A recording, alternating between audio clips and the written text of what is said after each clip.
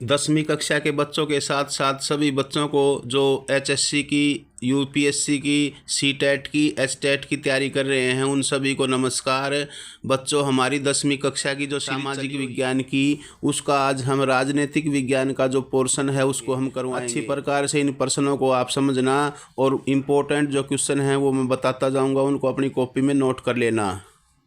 हमारा पहला लेसन है सत्ता की साझेदारी। पहला क्वेश्चन है, लोकतांत्रिक व्यवस्था में सरकार का अंग है। जो लोकतांत्रिक व्यवस्था है उसमें सरकार का अंग क्या है? विधायिका, कार्यपालिका और न्यायपालिका, ये तीनों ही सरकार का अंग होते हैं। तो उपयुक्त सभी, इसका उत्तर आएगा उपयुक्त सभी। लोकतांत्रिक व्यवस्था में सरकार का अंग सभी होते हैं, कार्यपालिका भी होती है, विधायिका भी होती है और न्यायपालिका भी होती है। तो डी ऑप्शन इसका बिल्कुल सही है। अगला प्रश्न देखिए। अगला प्रश्न है, बेल्जियम की राजधानी कहाँ है? बेल्जियम की जो राजधानी है वो ब्रुसेल्स में है। कहाँ है बच्चों? ब्रुसेल्स। तो ए ऑप्शन इसका बिल्कुल सही है। अगला प्रश्न देखिए।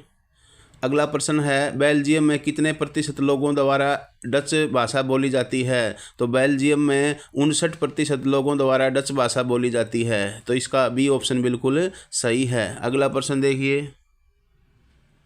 अगला प्रश्न है, बेल्जियम की सत्ता की साझेदारी आधारित थी। तो बेल्जियम की जो सत्ता की साझेदारी थी वो उपयुक्त सभी पर आधारित थी, यानी कि केंद्रीय सरकार के समान प्रतिनिधित्व, सामुदायिक सरकार का गठन और 2 क्षेत्रीय सरकारों का गठन। तो इसका सही उत्तर आएगा उपयुक्त सभी। डी ऑप्शन इसका बिल्कुल सही है। अगला प्रश्न देखिए, श्रीलंका कब स्वतंत्र हुआ? तो श्रीलंका 4 फरवरी 1948 को स्वतंत्र हुआ। अगला प्रश्न देखिए, श्रीलंका की आबादी में सबसे बड़ा हिस्सा किस सामाजिक समूह का था? तो श्रीलंका की जो आबादी थी उसमें सबसे बड़ा जो हिस्सा था वो सिहेली समूह का था। किसका था? सिहेली समूह का। तो इसका पहला ऑप्शन बिल्कुल सही है। अगला प्रश्न देखिए, श्रीलंका में सिहेली भाषा की एकमात्र राजभाषा कब घोषित गई? जो सिहेली भाषा थी उसको एकमात्र राजभाषा 1956 में घोषित किया गया। तो सी ऑप्शन इसका बिल्कुल सही है। ये इंपॉर्टेंट क्वेश्चन है, 6वां और 7वां दोनों ही इंपॉर्टेंट क्वेश्चन है। ये कई बार बोर्ड ने परीक्षा में दिए हुए प्रश्न हैं, तो इनको नोट कर लेना। 6वां और 7वां इंपॉर्टेंट क्वेश्चन आपके लिए। अगला प्रश्न देखिए। अगला प्रश्न है, श्रीलंका में अधिकतर सिहेली भाषा बोलने वाले लोग निम्न में से किस धर्म से संबंधित हैं? तो है बौद्ध धर्म से संबंधित। कौन से धर्म से हैं? बौद्ध धर्म से संबंधित हैं। तो ए ऑप्शन इसका बिल्कुल सही है। अगला प्रश्न देखिए, बेल्जियम में केंद्रीय व राज्य सरकारों के अतिरिक्त अन्य कौन सी सरकार पाई जाती हैं? तो अन्य पाई जाती हैं सामुदायिक सरकार। कौन सी सरकारें? सामुदायिक सरकारें पाई जाती हैं। बेल्जियम में केंद्रीय और राज्य सरकारों के अतिरिक्त सामुदायिक सरकारें पाई जाती हैं। तो सी ऑप्शन इसका बिल्कुल सही है। आप देख रहे हो लेक्चरर मुकेश राज यूट्यूब चैनल। यदि आपने अभी तक चैनल को सब्सक्राइब नहीं किया तो इसको प्लीज़ सब्सक्राइब कीजिए। और हमारे साथी गुरुजन से रिक्वेस्ट है कि प्लीज़ अपने जो बच्चों का जो ग्रुप है उसमें इस वीडियो को शेयर कर दें, ताकि और बच्चों को भी लाभ मिल सके। देखिए, अगला प्रश्न है, उच्चतर एवं निम्नतर स्तर की सरकारों के बीच सत्ता के बंटवारे को कहते हैं। तो उच्चतर और निम्नतम स्तर की जो सरकारें हैं उनके बीच का सत्ता का जो बंटवारा होता है उसको ऊर्ध्वाधर वितरण बोलते हैं। कौन सा? ऊर्ध्वाधर वितरण, यानी कि ए ऑप्शन इसका बिल्कुल सही है। अगला प्रश्न देखिए, सत्ता की साझेदारी के पक्ष में कौन सा तर्क सही है? तो सत्ता की जो साझेदारी है उसके पक्ष में सही तर्क है, विभिन्न सामाजिक समूहों के बीच टकराव टल जाता है। यानी कि जो सत्ता की साझेदारी होती है उससे एक फायदा ये है, उससे विभिन्न सामाजिक समूहों के बीच का जो टकराव है वो टल जाता है। अगला प्रश्न देखिए। अगला प्रश्न है, लेबनान में प्रधानमंत्री पद किस समुदाय को देने की सहमति बनी है? तो वो सुन्नी मुसलमान, यानी कि डी ऑप्शन इसका बिल्कुल सही है। सुन्नी मुसलमान को प्रधानमंत्री बनाने के लिए एक सहमति हुई है। अगला प्रश्न देखिए। अगला प्रश्न है, क्रिश्चियन डेमोक्रेटिक पार्टी का संबंध किस देश से है? तो क्रिश्चियन डेमोक्रेटिक जो पार्टी है उसका संबंध जर्मनी से है। किस देश से है बच्चों? जर्मनी से। तो सी ऑप्शन इसका बिल्कुल सही है। अगला प्रश्न देखिए। अगला प्रश्न है 1970 से 1993 के बीच बेल्जियम के संविधान में कितनी बार संशोधन किए गए। बहुत ही इंपॉर्टेंट क्वेश्चन है ये, भिवानी बोर्ड ने कई बार दिया है प्रश्न। ये देखिए, नोट कर लीजिए कि 1970 से 1993 के बीच बेल्जियम के संविधान में कितनी बार संशोधन किए गए। तो 4 बार संशोधन किए गए हैं। कितने बार बच्चों? 4 बार। तो सी ऑप्शन इसका बिल्कुल सही है, 4 बार संशोधन किए गए हैं। अगला प्रश्न देखिए, बेल्जियम में किस जातीय समूह की सबसे बड़ी आबादी है। तो सबसे बड़ी आबादी है फ्लेमिश। फ्लेमिश की आबादी सबसे अधिक है। तो एक जातीय समूह है फ्लेमिश, तो उसकी आबादी सबसे अधिक है बेल्जियम में। तो इसका बी ऑप्शन बिल्कुल सही है, फ्लेमिश। अगला प्रश्न देखिए, अगला प्रश्न इंपॉर्टेंट है, ध्यान रखना, इसको नोट कर लेना अगले प्रश्न को, कि निम्नलिखित में से किस राष्ट्र में बहुसंख्यवाद का अनुसरण किया जाता है। तो किस में किया जाता है बहुसंख्यवाद का अनुसरण? श्रीलंका में। तो ए ऑप्शन इसका बिल्कुल सही है, श्रीलंका में। श्रीलंका एक ऐसा राष्ट्र है जिसमें बहुसंख्यवाद का अनुसरण किया जाता है। अब अगला लेसन देखिए, अब सेकंड लेसन है हमारा संघवाद। संघवाद जो है वो दूसरा लेसन है राजनीतिक विज्ञान का। इसके प्रश्न देखते हैं। पहला क्वेश्चन देखिए, पहला क्वेश्चन है, बेल्जियम में निम्नलिखित में से किस प्रकार की शासन प्रणाली है। यानी कि बेल्जियम में वो कौन सी शासन व्यवस्था है। तो ये कौन सी है? संघात्मक। कौन सी है बच्चों? संघात्मक जो शासन प्रणाली है वो बेल्जियम में है। ये इंपॉर्टेंट क्वेश्चन है कि बेल्जियम में किस प्रकार की शासन प्रणाली है। तो संघात्मक, बी ऑप्शन इसका बिल्कुल सही है। अगला प्रश्न देखिए, विश्व के कितने देशों में संघात्मक शासन प्रणाली पाई जाती है। तो विश्व के 25 देश ऐसे हैं। कितने देश बच्चों? 25। विश्व के 25 देश ऐसे हैं जिनमें संघात्मक शासन प्रणाली पाई जाती है। तो इसका उत्तर आएगा 25। ए ऑप्शन बिल्कुल सही है इसका। अगला प्रश्न देखिए, अगला प्रश्न है, किस विषय का संबंध संघ सूची से नहीं है। तो इसमें कृषि जो है, एग्रीकल्चर है, वो संघ सूची में नहीं आता, वो राज्य सूची में आता है। मुद्रा, बैंकिंग, डाक, ये सभी क्या है? संघ सूची में आते हैं। लेकिन जो कृषि है वो संघ सूची में नहीं आता। तो सी ऑप्शन इसका बिल्कुल सही है। बहुत अच्छा प्रश्न है, ये नोट कर लेना भाई इसको। अगला प्रश्न देखिए, अगला प्रश्न है, राज्य पुनर्गठन आयोग की रिपोर्ट को कब लागू किया गया। राज्य पुनर्गठन आयोग की जो रिपोर्ट थी उसको 1 नवंबर 1956 को लागू किया गया। 1 नवंबर 1956 को राज्य पुनर्गठन आयोग की रिपोर्ट को लागू किया गया। तो ए ऑप्शन इसका बिल्कुल सही है। अगला प्रश्न देखिए, अगला प्रश्न इंपॉर्टेंट है भाई, बहुत इंपॉर्टेंट प्रश्न है ये। देखिए, भारतीय संविधान की 8वीं अनुसूची में कितनी भाषाओं को अनुसूचित किया गया है। और ये जो प्रश्न है, जो टेस्ट होते हैं बच्चों के, जो एंट्रेंस टेस्ट हैं या कोई कंपटीशन टेस्ट है, भर्ती का टेस्ट है, उसमें प्रश्न इंपॉर्टेंट बनता है। भारतीय संविधान की 8वीं अनुसूची में 22 भाषाओं को अनुसूचित किया गया है। तो डी ऑप्शन इसका बिल्कुल सही है। कितनी भाषाएं हैं? 22 भाषाएं हैं। इसका उत्तर आएगा 22 भाषा। डी ऑप्शन बिल्कुल सही है। अगला प्रश्न देखिए, भारतीय संविधान में हिंदी के अतिरिक्त अन्य कितनी भाषाओं को अनुसूचित भाषा में शामिल किया गया है। तो 21 भाषाएं। हिंदी को जोड़ करके 22 हो जाती हैं और हिंदी को छोड़ करके कितनी हैं? 21 भाषाएं शामिल की गई हैं। तो सी ऑप्शन इसका बिल्कुल सही है, 21 भाषाएं। अगला प्रश्न देखिए, अगला प्रश्न है, भारतीय संविधान में कितनी सूचियां हैं। तो भारतीय संविधान में 3 सूचियां हैं। कितनी हैं बच्चों? 3 सूचियां हैं।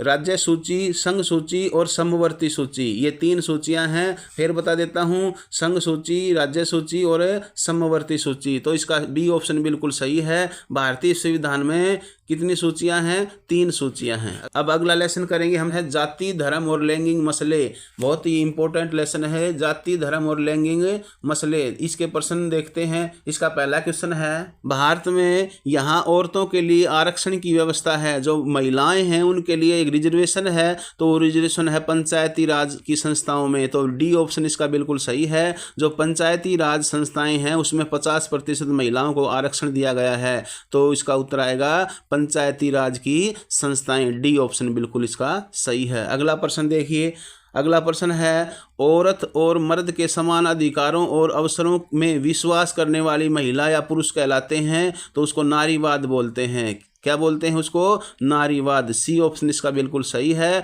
औरत और मर्द के समान अधिकारों और अवसरों को विश्वास करने वाली महिला या पुरुष हो तो उसको नारीवाद कहा जाता है। अगला प्रश्न देखिए, अगला प्रश्न है, किसको अपने द्वारा किए गए अधिकार कार्य की कीमत नहीं मिलती? तो महिलाओं को नहीं मिलती, यानी कि महिलाएं जो होती हैं वो अपना जो काम करती हैं उनकी कीमत नहीं मिलती, क्योंकि वो घरेलू काम ज़्यादा करती हैं भारत में। तो इसका उत्तर आएगा महिलाओं को, ए ऑप्शन इसका बिल्कुल सही है। अगला प्रश्न देखिए, भारत का समाज कैसा है? तो भारत का जो समाज है वो पितृ प्रधान है, यानी कि पुरुष प्रधान है। तो इसका बी ऑप्शन बिल्कुल सही है। अगला प्रश्न देखिए, अगला प्रश्न है, 2001 की जनगणना के अनुसार भारत का बाल लिंग अनुपात कितना था? तो 927 था। कितना था? 927। डी ऑप्शन इसका बिल्कुल सही है। 2001 की जनगणना के अनुसार भारत का बाल लिंग अनुपात 927 था। अगला प्रश्न देखिए, भारत कैसा देश है? भारत धर्मनिरपेक्ष देश है। भारत धर्मनिरपेक्ष देश है। तो ए ऑप्शन इसका बिल्कुल सही है। अगला प्रश्न देखिए, अगला प्रश्न है, 2011 की जनगणना के अनुसार भारत का लिंग अनुपात कितना था? तो 2011 के अनुसार हमारी जो जनगणना हुई 2011 में, ये लास्ट जनगणना थी, 2021 में नहीं हो पाई। तो 2011 में जो जनगणना हुई थी उसमें भारत का जो लिंग अनुपात था वो 943 था। 943। ए ऑप्शन इसका बिल्कुल सही है। अगला प्रश्न देखिए, भारत में किस राज्य का बाल लिंग अनुपात सबसे अधिक है? तो जो लिंग अनुपात है, बाल लिंग अनुपात, वो केरल का सबसे अधिक है। तो ए ऑप्शन इसका बिल्कुल सही है। अगला प्रश्न देखिए, अगला प्रश्न है, 2001 में देश की आबादी में अनुसूचित जातियों का कितना हिस्सा था? तो 16.2% हिस्सा था। 2001 की जनगणना के अनुसार जो अनुसूचित जाति हैं, जो एससी जाति हैं, उनका जो हिस्सा था वो 16.2% था। तो ए ऑप्शन इसका बिल्कुल सही है। अगला प्रश्न देखिए, पंचायती राज अधिनियम के अंतर्गत भारत में ग्राम स्तर पर महिलाओं हेतु कितने प्रतिशत आरक्षण का प्रावधान दिया गया है?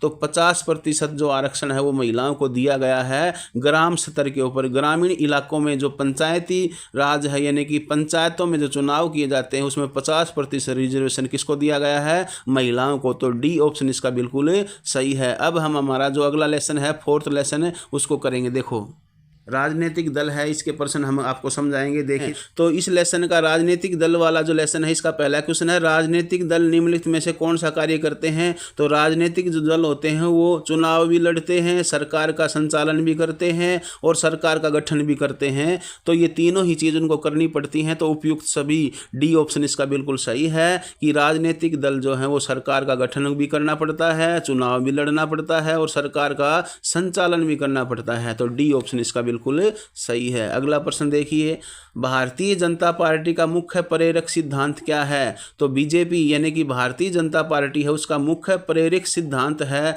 समग्र मानवतावाद।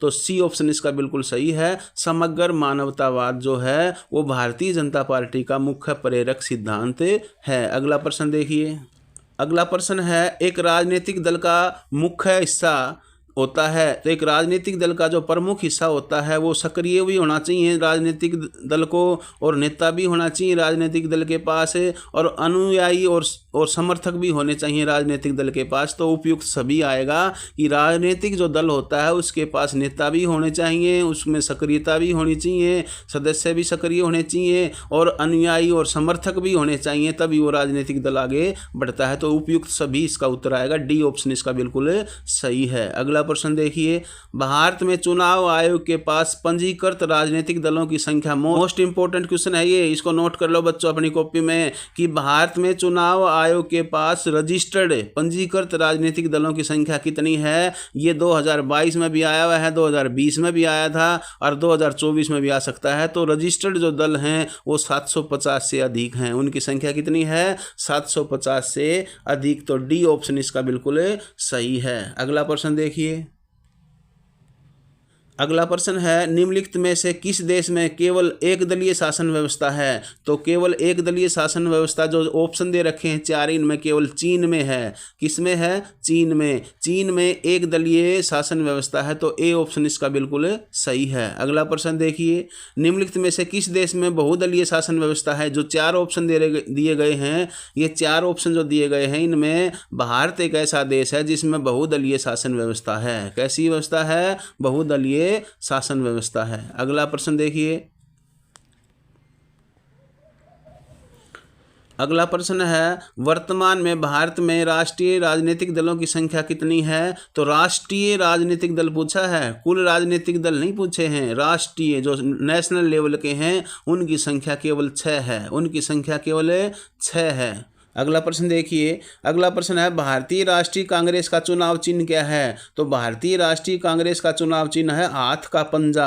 हाथ का पंजा किसका चुनाव चिन्ह है बच्चों? भारतीय राष्ट्रीय कांग्रेस का, इंडियन नेशनल कांग्रेस का जो चुनाव चिन्ह है वो हाथ का पंजा है। ए ऑप्शन इसका बिल्कुल सही है। अगला प्रश्न देखते हैं। अगला प्रश्न है, 2019 के लोकसभा चुनाव में किस दल को सबसे अधिक सीटें मिली थी? तो 2019 का जो लोकसभा का जो चुनाव था उसमें सबसे अधिक सीटें भारतीय जनता पार्टी को मिली थी, बीजेपी को मिली थी सबसे अधिक सीटें। अब अगला प्रश्न देखिए, अगला प्रश्न है, भारतीय जनता पार्टी का गठन कब हुआ? ये इंपॉर्टेंट क्वेश्चन है, इसको नोट कर लो भाई। बीजेपी का गठन कब हुआ?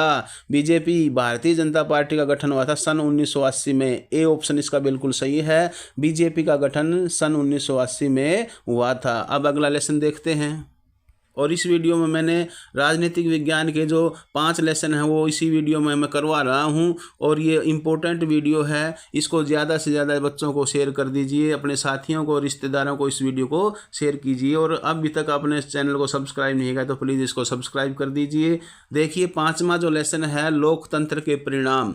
लोकतंत्र के परिणाम, इसके हम छोटे प्रश्न आपको समझाएंगे। देखिए पहला क्वेश्चन क्या है? पहला क्वेश्चन है, लोकतंत्र के मूल्यांकन के लिहाज से इनमें कोई एक चीज लोकतांत्रिक व्यवस्था के अनुरूप नहीं है। हमने इन ऑप्शनों में हमने ढूंढना है कि लोकतंत्र का जो मूल्यांकन के लिहाज से कौन सी ऐसी चीज है लोकतांत्रिक व्यवस्था से सही नहीं है, अनुरूप नहीं है। तो वो है बहुसंख्यकों का शासक, यानी कि बहुसंख्यकों का शासक नहीं है। सी ऑप्शन इसका बिल्कुल सही है। अगला प्रश्न देखिए, अगला प्रश्न है, लोकतांत्रिक व्यवस्था में राजनीतिक और सामाजिक असमानताओं के बारे में किए गए अध्ययन बताते हैं। क्या बताते हैं ये अध्ययन? ये बताते हैं कि लोकतांत्रिक व्यवस्था में असमानताएं क्या होती हैं? बनी रहती हैं। ये इसका उत्तर सही आएगा, बी ऑप्शन इसका बिल्कुल सही है। अगला प्रश्न देखते हैं, ये प्रश्न बहुत ही इंपॉर्टेंट है। तीसरा जो प्रश्न है इंपॉर्टेंट है, इसको नोट कर लो बच्चों। प्रश्न है, निम्नलिखित में से कौन सी लोकतंत्र की विशेषता है? लोकतंत्र की विशेषता कौन सी है? तो लोकतंत्र की विशेषता तीनों ही हैं। समानता भी, व्यक्ति की गरिमा की में बढ़ोतरी भी होती है लोकतंत्र में, और राजनीतिक स्वतंत्रता भी मिलती है लोकतंत्र में। तो लोकतंत्र की विशेषताएं तीनों ही हैं, समानता भी है, व्यक्ति की गरिमा में बढ़ोतरी भी होती है, और सामाजिक स्वतंत्रता भी मिलती है। तो डी ऑप्शन इसका सही है, उपयुक्त सभी। अगला प्रश्न देखिए, विश्व के अधिकांश देशों में कौन सी शासन प्रणाली पाई जाती है? तो विश्व के अधिकांश देशों में लोकतंत्र शासन प्रणाली पाई जाती है। तो ए ऑप्शन इसका बिल्कुल सही है, लोकतंत्र शासन प्रणाली पाई जाती है विश्व के अधिकांश देशों में। अगला प्रश्न देखिए, निम्नलिखित में से कौन सा लोकतंत्र से मेल नहीं खाता? तो लोकतंत्र से मेल नहीं खाता है व्यक्ति विशेष की सत्ता। व्यक्ति विशेष की जो सत्ता है वो लोकतंत्र में मेल नहीं खाती। तो औपचारिक संविधान भी लोकतंत्र में मेल खाता है, चुनाव भी लोकतंत्र में होते हैं, और राजनीतिक दल भी लोकतंत्र में होते हैं। तो इसका सी ऑप्शन बिल्कुल सही है कि जो व्यक्ति विशेष की जो सत्ता है वो लोकतंत्र से मेल नहीं खाती। अगला प्रश्न देखिए, अगला प्रश्न है, लोकतंत्र किन समस्याओं का समाधान कर सकता है? तो लोकतंत्र जो है वो सामाजिक समस्याओं का भी समाधान कर सकता है, राजनीतिक समस्याएं भी हल हो जाती हैं, और आर्थिक समस्याएं भी हल हो जाती हैं। तो देश की सभी समस्याएं दूर हो जाती हैं लोकतंत्र से। तो उपयुक्त सभी इसका उत्तर आएगा, डी ऑप्शन इसका बिल्कुल सही है कि लोकतंत्र जो है वो सामाजिक, राजनीतिक और आर्थिक समस्याओं को दूर कर देता है। किसी देश की ये समस्याएं हैं तो उनको दूर किया जा सकता है लोकतंत्र के द्वारा। अगला प्रश्न देखिए, एक प्रजातांत्रिक सरकार किसके प्रति उत्तरदायी होती है? एक प्रजातांत्रिक जो सरकार होती है वो अपनी जनता के प्रति उत्तरदायी होती है। तो सी ऑप्शन इसका बिल्कुल सही है, जनता के प्रति एक प्रजातांत्रिक सरकार उत्तरदायी होती है। अगला प्रश्न देखिए, लोकतंत्र में फैसले किसकी मर्जी के अनुसार होते हैं? तो लोकतंत्र में जो भी फैसले होते हैं, जो भी डिसीजन होता है वो कायदे कानून के अनुसार, लॉ के अनुसार, कानून के अनुसार होते हैं। यानी कि ऐसा नहीं कि कोई शासक अपने अनुसार ही फैसले ले लेगा, ऐसा नहीं है। तो लोकतंत्र में जो फैसले होते हैं वो कायदे कानून की मर्जी के अनुसार ही होते हैं। तो सी ऑप्शन इसका बिल्कुल सही है। अगला प्रश्न देखिए, अगला प्रश्न है, तानाशाही सरकार में फैसले किसकी मर्जी के अनुसार होते हैं? ये शासक की मर्जी के अनुसार होते हैं। यानी कि तानाशाही जो सरकार होती है वो लोकतंत्र के बिल्कुल विपरीत होती है। तो इसका ए ऑप्शन सही आएगा कि तानाशाही सरकार जो फैसले लेती है वो शासक के अनुसार, शासक की मर्जी के अनुसार लिए जाते हैं। तो शासक इसका उत्तर आएगा तानाशाही सरकार में। ए ऑप्शन इसका बिल्कुल सही है। अगला प्रश्न देखिए, अगला प्रश्न है, किस देश में लोकतंत्र व्यवस्था है? तो लोकतंत्र जो व्यवस्था है वो भारत में भी लोकतंत्र व्यवस्था है, श्रीलंका में भी लोकतंत्र व्यवस्था है और बांग्लादेश में भी लोकतंत्र है। तो उपयुक्त सभी, इसका उत्तर आएगा उपयुक्त सभी। तो ये हमारी जो सामाजिक विज्ञान थी 10वीं कक्षा की, उसका जो राजनीतिक विज्ञान का जो हमारी जो बुक थी उसके मैंने छोटे प्रश्न आपको करवा दिए और ये सभी प्रश्न जो है ना अच्छी प्रकार आपने समझ लिए और आपने जो वीडियो देखी इसके लिए आपका धन्यवाद। और अभी तक आपने चैनल को सब्सक्राइब नहीं किया है तो इसको प्लीज़ सब्सक्राइब कर दीजिए। और आप कमेंट नहीं लिखते, आप कमेंट लिखा करो कि आपको ये वीडियो अच्छी लगी या नहीं लगी। जो भी आपके मन में कोई शंका है या आपके मन में कोई विचार है या कोई सुझाव है या कोई प्रश्न है तो आप इसमें कमेंट सेक्शन में ज़रूर लिखा करो। तो आपने ये वीडियो देखी इसके लिए आपका धन्यवाद। जय हिंद, जय भारत।